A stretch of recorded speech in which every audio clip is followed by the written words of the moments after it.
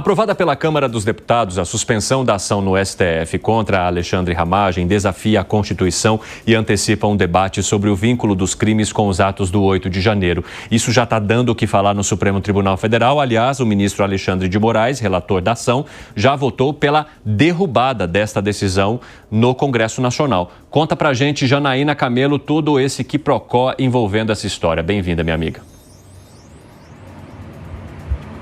Pois é, né, Evandro? Que história. Boa tarde para você, boa tarde a todos. E já tem 2 votos nesse julgamento. O voto do ministro Alexandre de Moraes, como você disse, que é o relator ali do caso, e também o voto do presidente da primeira turma, que é onde está julgando aí essa análise, que é o ministro Cristiano Zanin. Os 2 votos ali para derrubar, né, essa decisão da Câmara dos Deputados que suspendeu essa ação penal contra o deputado Alexandre Ramagem na suposta tentativa de golpe de Estado.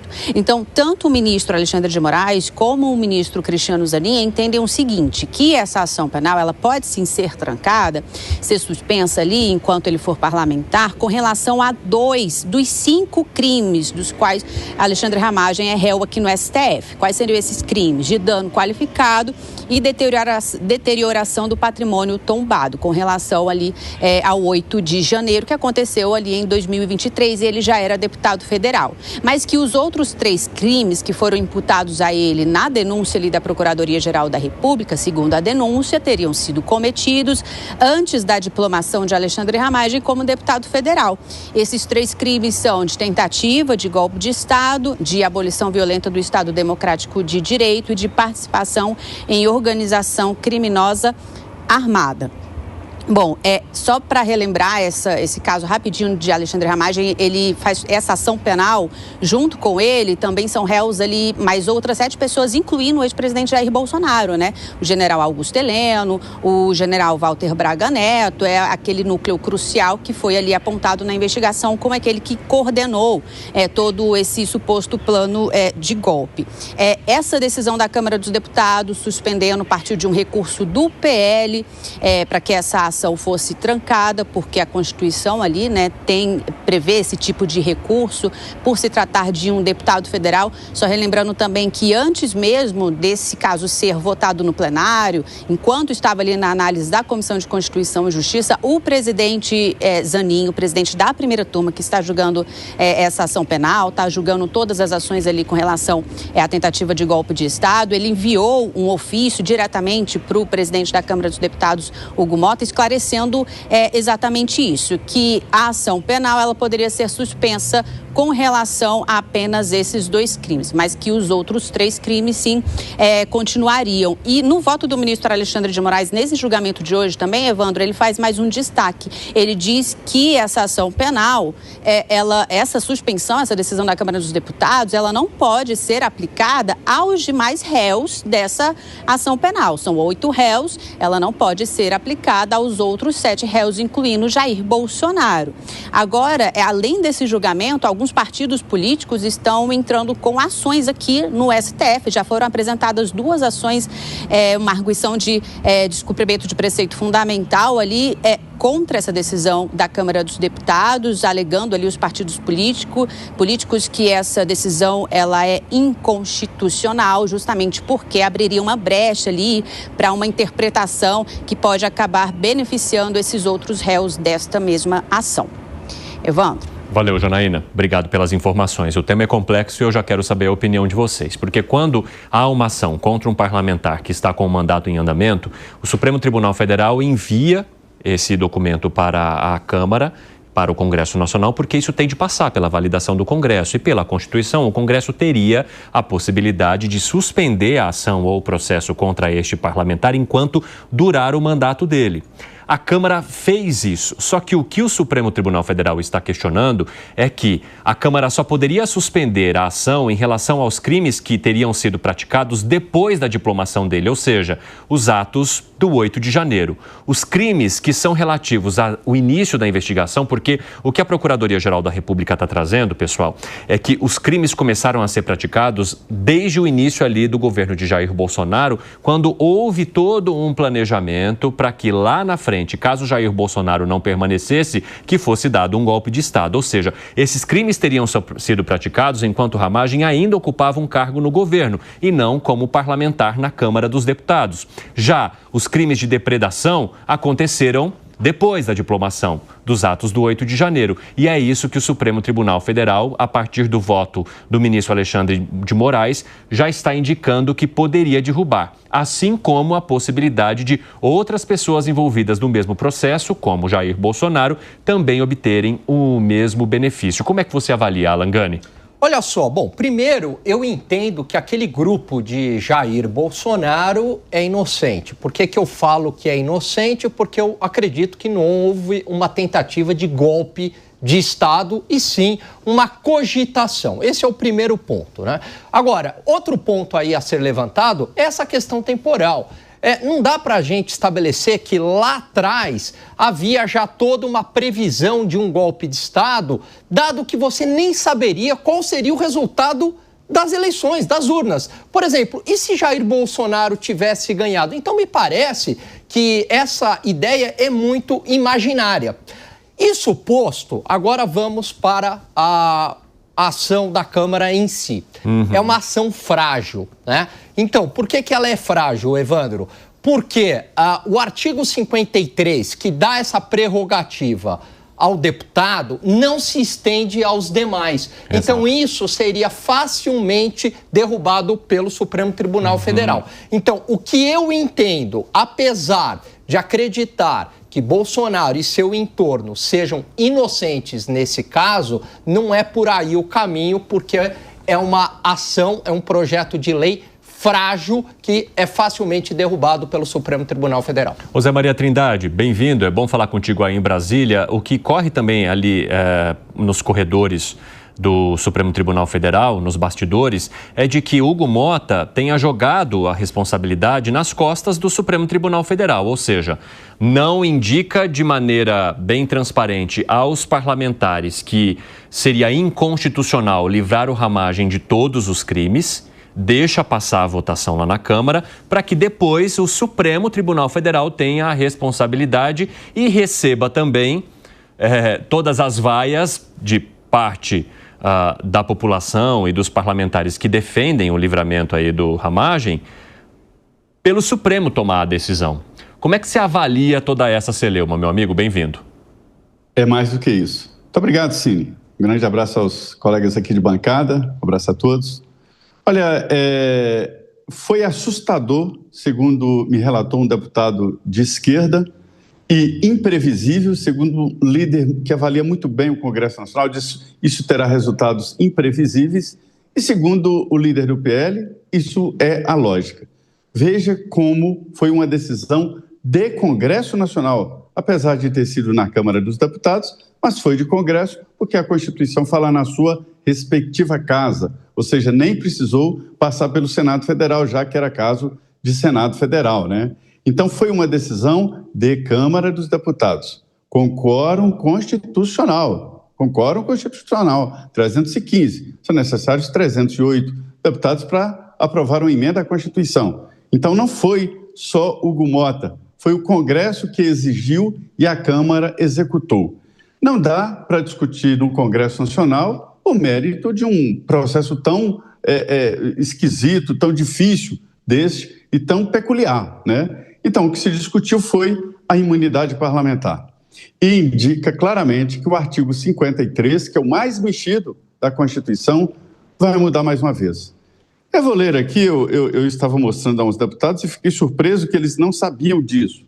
Como era o artigo 53 na Constituição original, a que foi aprovada pelos constituintes e que promulgada em 2018, não é isso? Não, 2008, é isso mesmo, 2008, estou meio perdido no tempo. Mas, enfim, o artigo 53 original é o seguinte: os deputados e senadores são invioláveis por suas opiniões, palavras e votos. Perfeito. Aí vem o parágrafo 1º. Desde a expedição do diploma, os membros do Congresso Nacional não poderão ser presos, salvo em flagrante delito, né, com crime inafiançável, nem processados criminalmente sem a prévia licença da sua casa. Isso significava que um deputado qualquer, absolutamente qualquer crime que ele cometesse, ele não poderia ser processado, abertura do processo, sem autorização da Câmara ou Senado, se fosse senador ou deputado. Que tem a ver com a imunidade parlamentar. Quando a autorização chegava, os deputados engavetavam, simplesmente não votavam, ficava naquele monte de pedido de autorização. Ou seja, os deputados não eram processados porque o Supremo não tinha autonomia para abrir o processo. Aí mexeram, falaram assim, olha, isso está demais, tem muito deputado se escondendo aqui de crimes e nós temos que mudar essa inviolabilidade do mandato, está exagerada. Era deputado cerrando o adversário vivo, o outro matando a suplente para ficar com a vaga. Aí eles decidiram o seguinte, quando a gente achar que está exagerado, a gente caça o mandato, mas não dá autorização para o Supremo abrir processo contra um parlamentar. Trata-se de um poder que tem que respeitar outro poder. Mas aí mudaram o artigo. E ficou ao contrário. Quer dizer, o Congresso é que poderia votar e suspender um processo contra um parlamentar. Naquela época, o deputado dizia, ninguém vai conseguir isso, ninguém vai propor a suspensão de um processo aberto no Supremo. Pois agora, pela primeira vez, a Câmara dos Deputados usou o artigo 23, né, e suspendeu.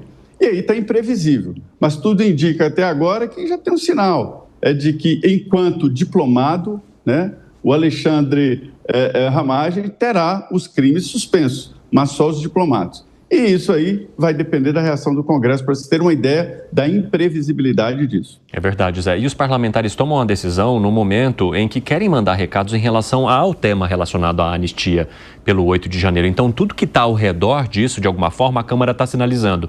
A gente busca redução de penas ou perdão pelos atos e, principalmente, vamos tentar fazer com que parlamentares também envolvidos nessa situação não sejam processados agora. Tudo isso está num combo de recado que a Câmara quer dar em relação a esse tema. Fábio Piperno, como é que você avalia?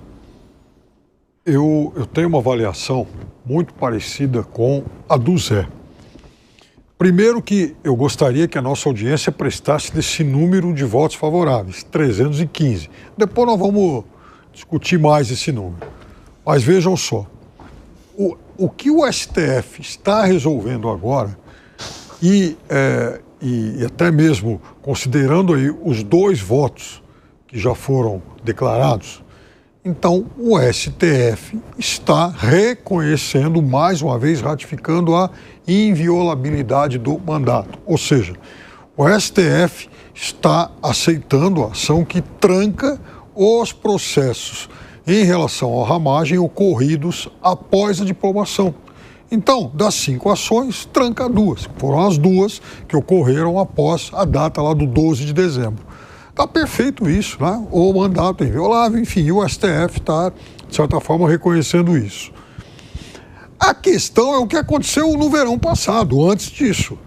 Antes disso, o Ramagem não tinha prerrogativa de função, não tinha o foro privilegiado. Então, esses processos continuam. Então, me parece que isso para o STF também está muito claro. Agora, eu venho chamando a atenção aqui há muito tempo para aquilo que pode, para o significado que a anistia pode determinar nesses processos todos. E não estou falando esse processo do Ramagem, estou falando essa outra anistia que estão tentando aprovar aí. Que, como expliquei aqui outro dia, um processo de anistia, ele acaba incluindo todas as suas conexões, todo mundo. É como se você estivesse anistiando o caso, o fato, e não os envolvidos. Então, o que, na verdade, essa turma quer é aproveitar o caso do Ramagem para estender, né, esse tipo de imunidade para todo mundo, mesmo para quem não tenha mais prerrogativa de função. Então, é aí também que o STF está dizendo o seguinte, para o Ramagem pode, para o resto não. E está dizendo isso com muita razão. E está dizendo também, para o Ramagem pode, em partes. De 12 de dezembro para cá. Não.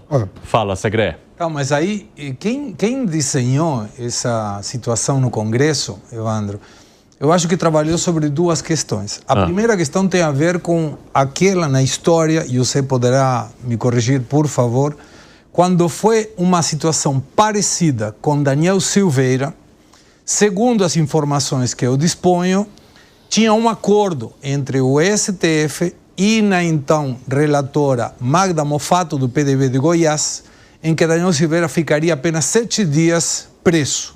E por isso o Congresso não fez o que fez agora com Ramagem. Mas isso não foi cumprido. Então, a situação do Congresso perante esse histórico do caso Daniel Silveira falou, opa, peraí, não dá para confiar então no que a gente possa negociar. Nesse sentido, então, vamos proteger, segundo a Constituição, a um deputado que está em mandato. Mas quando a gente se pergunta por que esses processos foram para o STF se ninguém tinha o foro privilegiado? E aí aparece, não, Ramagem tem. Então ele puxa o resto porque ele tem. Se esse processo for interrompido em função dessa situação do Congresso, a minha pergunta é, pelo menos para esses delitos que foi suspenso, por que então o resto dos processados não vai para a primeira instância? Porque se o argumento era que Ramagem puxava o resto, então o resto, não sendo puxado por Ramagem, deveria ir para a primeira instância.